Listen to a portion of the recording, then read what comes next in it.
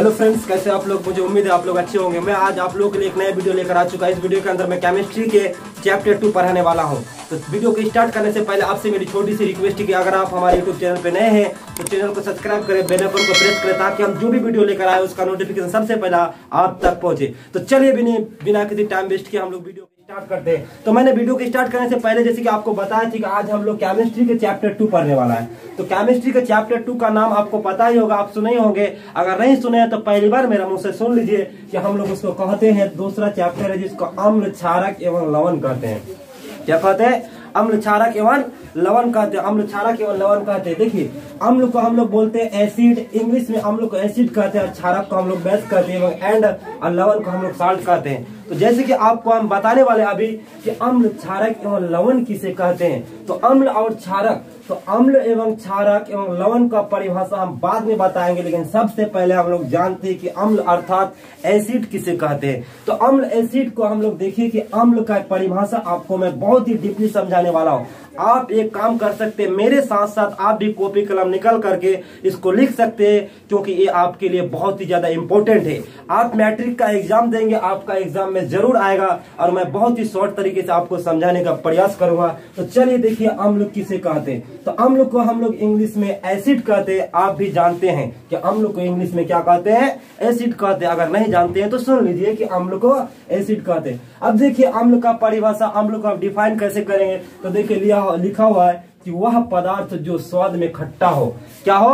वह पदार्थ जो स्वाद में खट्टा हो। यानी अगर आप अम्ल को लेकर के जीभ में लेंगे तो क्या होगा? स्वाद में खट्टा होगा। और जो नीला लिटमस पत्र को लाल कर दे, कहने का मतलब लिटमस पत्र होता है, एक तरह का पौधा होता है, उसका पत्र जो होता है क्या होता है? नीला होता है। जब अम्ल उसमें मिलान करेंगे, अम्ल में उस पत्ता को छोड़ देंगे तो क्या कर देगा? पत्र का रंग को चेंज करके उस पत्र का रंग को रेड कर देगा, अर्थात लाल कर देगा।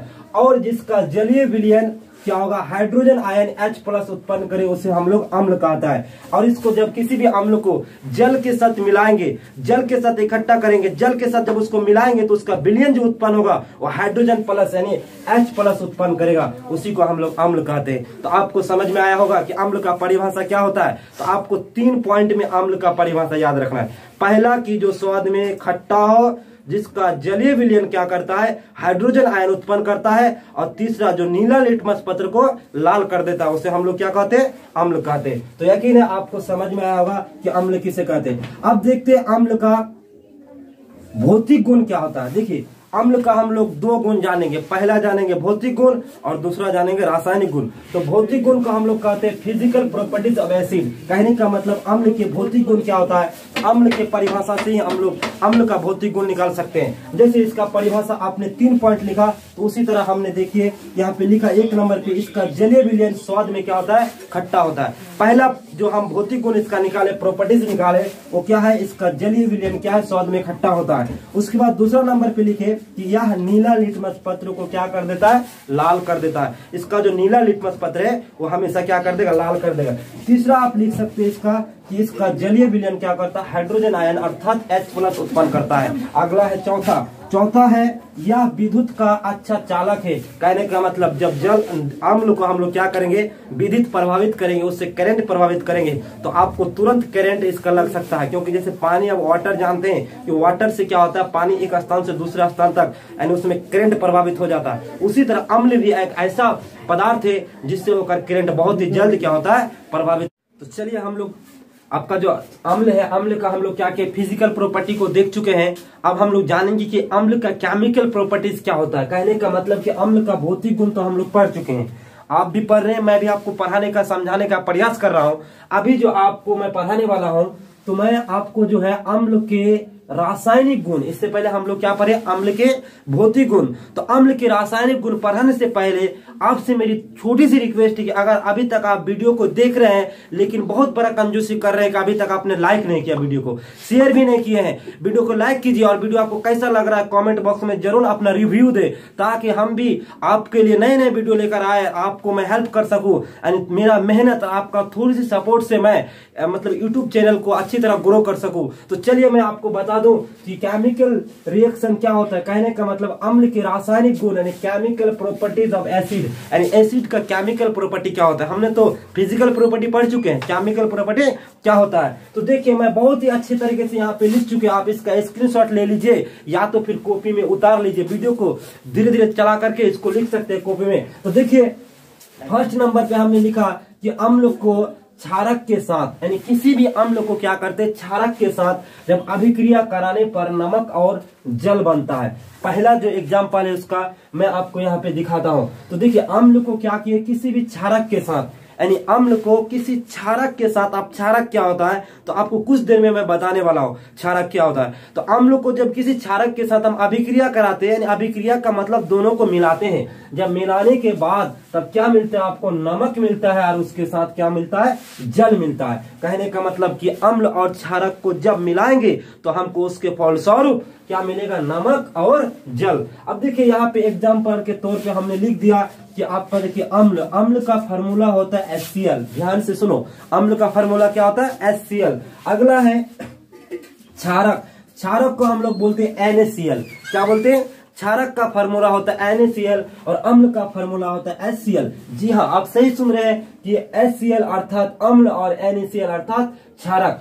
जब इस दोनों को जोड़ते हैं, इस दोनों को अभिक्रिया कराते हैं तो ये दो रिएक्शन है या तीर का लकीर है, इसके बाद आप रिएक्शन होता है, रिएक्शन होके क्या होता है कि NaCl के रूप में नमक बनता है और H2 क्या बन जाता है, आपका जल। तो देखिए यहाँ पे NaCl क्या बना, आपका नमक बन गया, अर्थात यानी HCl और NaCl क्या किया, NaCl आपका नमक बन गया और इधर H2 आपका किसके रूप में, जल बन गया, यानी H2 आपका क्या बन चुका है, जल बन चुका है। अगला देखिए, अगला उदाहरण दिया मैंने 2 नंबर। यहाँ पे हमने क्या किया कि अम्ल को जब धातु के ऑक्साइड, यानी अम्ल को किसी भी धातु के ऑक्साइड के साथ जब हम अभिक्रिया कराएंगे, कहने का मतलब किसी भी धातु को, अम्ल के धातु को क्या करेंगे, यानी अम्ल के धातु के ऑक्साइड के साथ जब अभिक्रिया कराने पर हमें क्या मिलता है, तो उसके साथ हमें नमक और पानी मिलेगा। यानी उसमें जब हम अभिक्रिया कराएंगे तो उसमें हमें नमक और पानी मिलेगा। अब देखिए जैसे यहाँ पे एग्जांपल के तौर पे मैंने आपको समझाने का प्रयास करता हूँ। देखिए हमने क्या किया, 2 अम्ल लिया यानी 2HCl, यहाँ पे 2 अम्ल लिया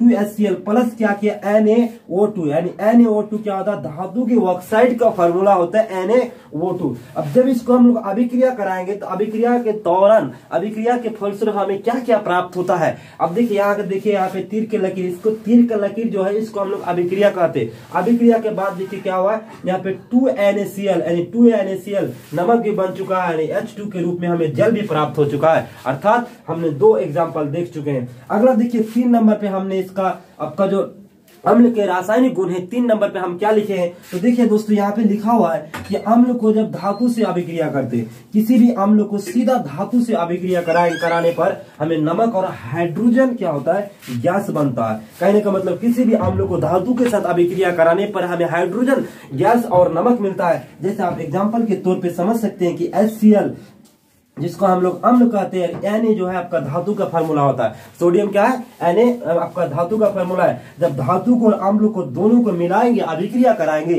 तो अभिक्रिया के फलस्वरूप आपका मिलता है NaCl अर्थात नमक और प्लस H2 आपका गैस बन के क्या हो जाता है, उड़ जाता है। तो बोलिए दोस्तों वीडियो कैसा लग रहा है। अगर वीडियो आपको अच्छा लगा है तो हमारे चैनल को सब्सक्राइब करना ना भूले और साथ ही साथ आप वीडियो को शेयर करें, ज्यादा से ज्यादा लाइक करें। अगला वीडियो के लिए हमारे इस चैनल पर बने रहे। आज के लिए बस इतना, मिलते हैं कल का वीडियो में।